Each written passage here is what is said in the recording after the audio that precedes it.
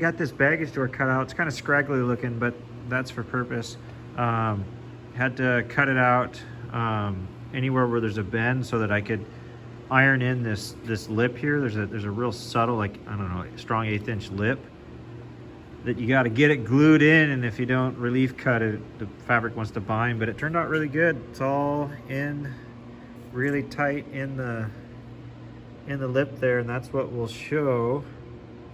This is where the hinge will bolt, and then the door needs to fit inside this lip. So all right, that's the first part done. I'll let that dry, and then I'll iron it around the corner, glue, iron it around again, wrap it to the inside. So, and then of course this will get a patch to go all the way around it to make it look clean. But yeah, so far so good. Okay, working away on the baggage door opening here. Actually really happy with it. It took quite a few relief cuts to get these radiuses to work out right, so that it would lay nice and flat. And it might look bubbly in the video. I assure you it's flat. It's really nice. I'm actually really happy with it. But had to make the relief cut so it wouldn't have the bubbles in it, and laid down really good. And then wrapped it around and glued the backside as well. So now that can dry, and a patch will go all the way around that as well to make it look right. So yeah, that's pretty cool. Here, one quick thing I wanted to mention. Off recommendation for cheap brushes, I went and I bought these chip brushes off Amazon. You can get them any or hardware store. If I were to do it again, I never would have bought these things. I've switched into using these fine tipped, more expensive brushes. They're like, I don't know, $3 or $4 a piece instead of, these are probably 10 cents a piece. And same with the 2-inch. And the reason being is these little suckers, the hairs fall off all the time, and you're always picking them out, and sometimes you miss them, and then you got to redo something because you get a hair underneath. It's totally not worth saving the $30 or $40 in brushes for your project. So whoever makes those stupid chip brushes ought to be hung by their toes. If I were to give any advice to anybody, which I'm not an expert, I'm a rookie, but it would definitely not to buy those cheap, stupid brushes. Okay, anyway, I thought I'd give a little public service announcement on that. Okay, first 2 coats of poly brush laid out over where the tapes and patches will go.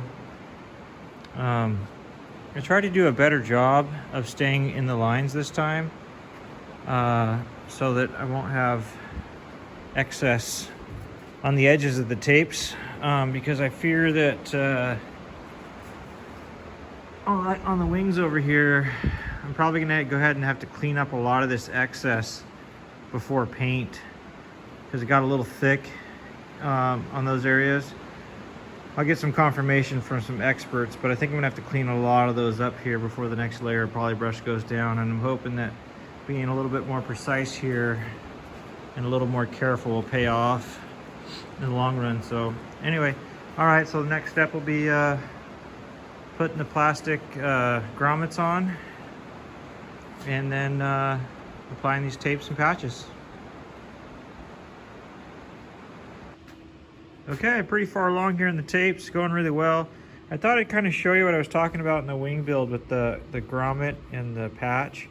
And when you put the patch on, it sits pretty high. It's really hard to get down in this crease. And I was watching the guys put these on, and they probably brushed it first to the top here, and then ironed around, and it makes a perfect crease all the way around these complex shapes. So you don't have to be chasing all the bubbles out. I can't imagine how hard it is to get the bubbles out here. Of course, the inside, like I said, doesn't matter because we're cutting that out. It's going really well though. Got most of the tapes on, first coat on. This part was really kind of scary for me, but it turned out perfectly flat. It looks kind of silly in the video, but it turned out really nice through there. So yeah, and the baggage door as well. Again, it's baggy in the middle, but we got the first coat on there. I'll have to cut that out and work on that.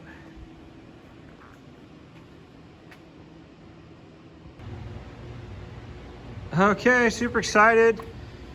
Big step knocked out of the way. All the tapes and patches are on. You can see I got all the clothespins in here. Didn't think I'd ever use these in my life. But yeah, I'm just using those to help the polytack dry on the inside of this patch. It wraps all the way to the inside of the carbon fiber baggage door. Turned out fantastic. I mean, it looks splotchy and probably weird in the video, but it's perfectly smooth. Really excited about that. Got all of our tapes in the window channel, that really difficult spot I was worried about right here, because you got to wrap that and get that to stick. Got it in there. Took some work, but got it in there. The trick was to let it tack up for, I think, a count of 20 or so, and that worked much better than trying to stick it right away. When I tried to stick it right away, it just pulled away and then started making a goopy mess with my scraper that I was using to hold it in. So anyway, that's all in. This turned out fantastic. This was a real stressful part, because this transition right here, you actually use a separate tape, but everything's lined up real well. And like I said, it looks splotchy, but this is nice and smooth. It's just the way the stuff dries. Real nice crisp edges on my grommets. That's where the data plate's gonna go. I'll have to show you that later. That's pretty cool. That'll be a nice surprise. So yeah, this is all done. I'll flip this over here. Bear with me. Got everything on the bottom done. All these will get cut out except for the fuel drain. And we got our opening here. So yeah, now I'll go ahead and the fuselage is ready for paint, which means pretty much everything's ready for paint. So I'll go ahead and put a coat of polybrush on this with a brush, and then it's off to the paint booth. On a side note, really good news. This excess I have here, I had some painter friends of mine that are going to help me. Thanks a lot, Sean and Jeff, for coming out. This excess is not enough to worry about. Actually, it won't even show, because you can probably see that sheen right here. It's flat, and I guess that's what's important. So anyway, so even though it looks splotchy, it's going to be good. So it saved me a whole bunch of work not having to clean all that up, but I did do a much cleaner job staying in the lines here. So I guess I get to graduate kindergarten. But all right, on to the next step. Pretty exciting. All right, the pink is on. First coat of polybrush brushed in, looks really good.